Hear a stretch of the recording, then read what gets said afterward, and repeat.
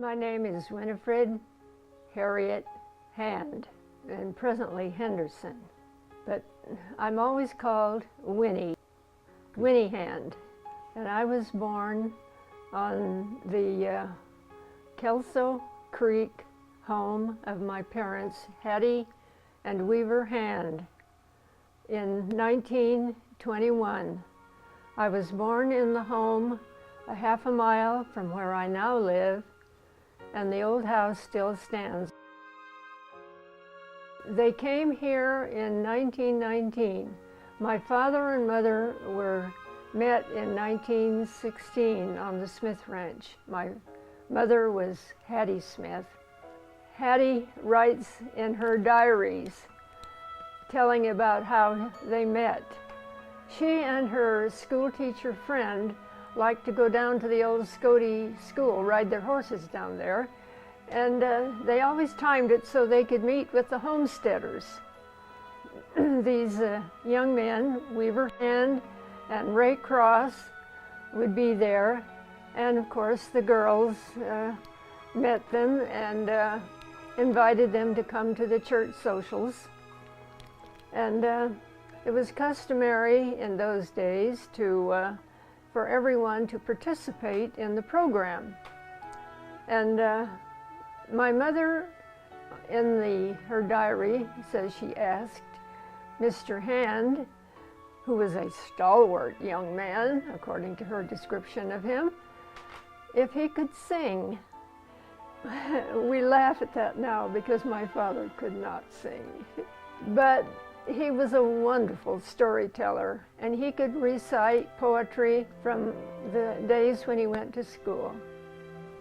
My mother then went off to Berkeley for college for a year, and when she came home in the summer of 1917, they made plans to marry, and they married on October 17th in 1917. My father, shortly after that, was called into the Navy. He had been in the reserves for World War I. He spent the duration of the war in Panama. 1918, when the armistice was declared, they came home and found that the Cross family no longer lived in the old house and were willing to sell it to him. So that's where they settled, and they lived there until the end of their days.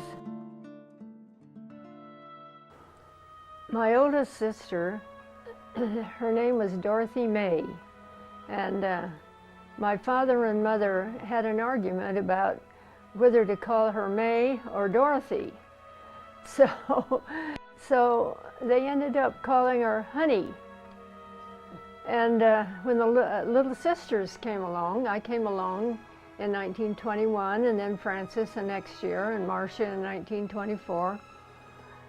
We called her Honey, and she was Honey till the day she died.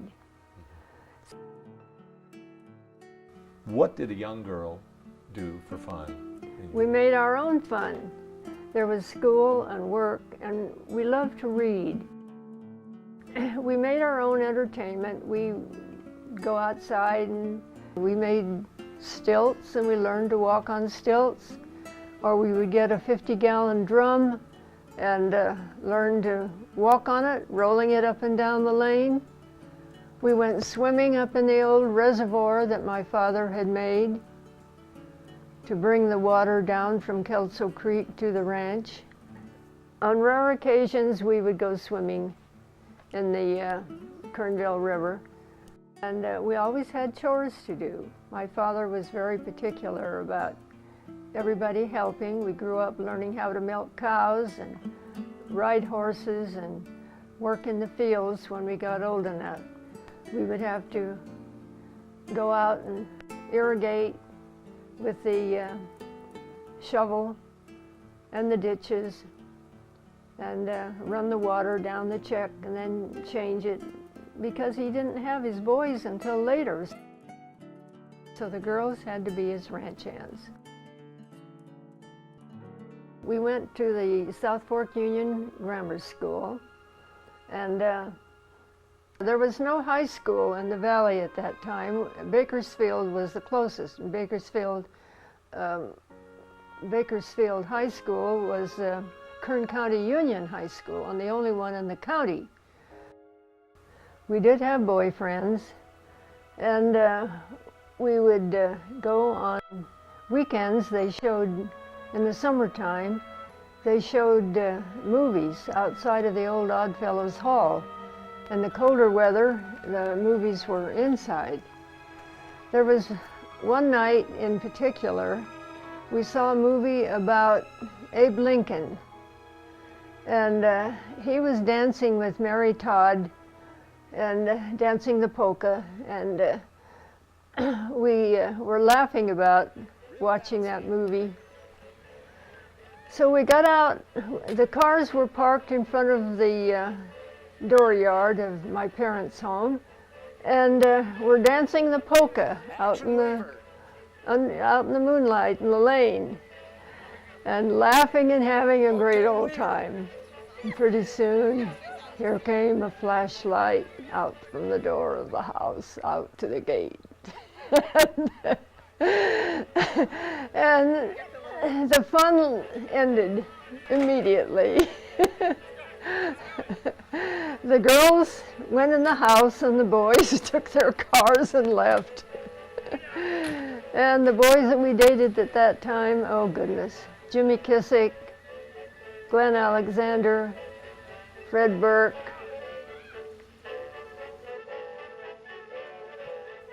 In the wintertime, starting about Thanksgiving, we loved to climb the mountain.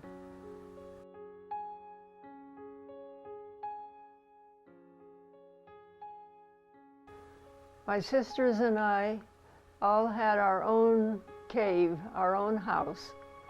My mother loved to have picnics with friends, and the Kissick family were special friends, and we would go up on a big flat rock up there and have picnic lunches after church.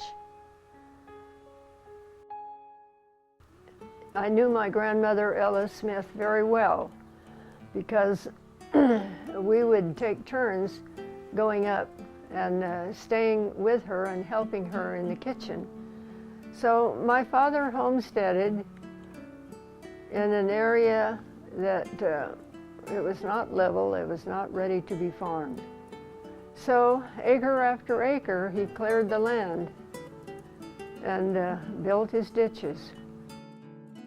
The haying was done the old-fashioned way. He had a rake that was pulled by a team of mules, and you worked it by hand. You had to ride on the rake, and that I have done.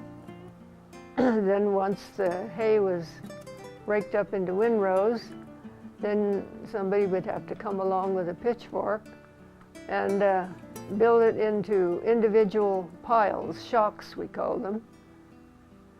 The wagon then took the hay to the stack yard, and the stack was built. So we grew up working in the hot sun and working hard.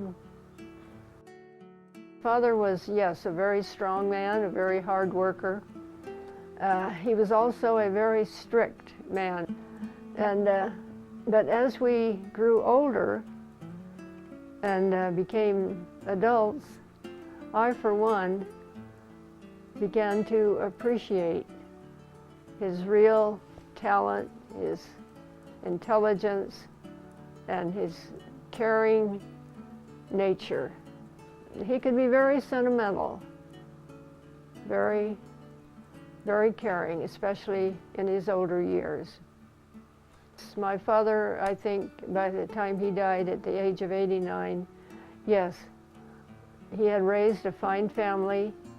He had had a successful career as a farmer, and he was a good man.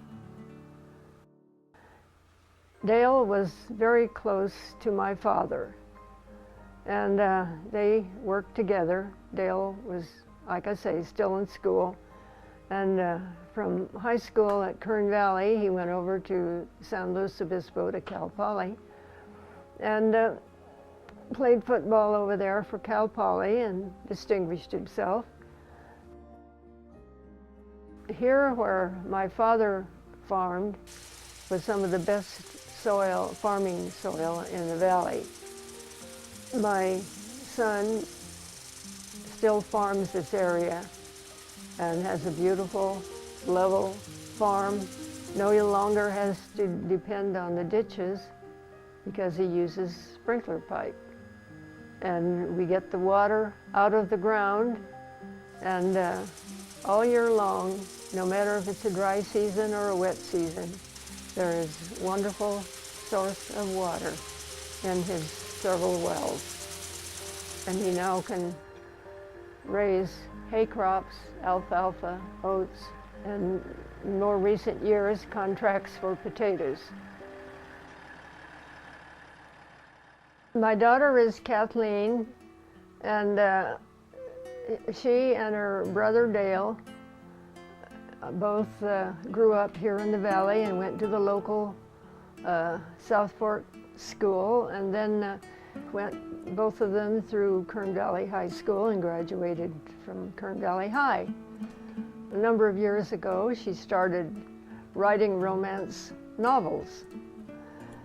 She tells the story that she fell and hurt her hip, and being bedridden, somebody brought her a whole bag full of romance novels, and she was reading those and she thought, oh my, these are awful, I can do better than that.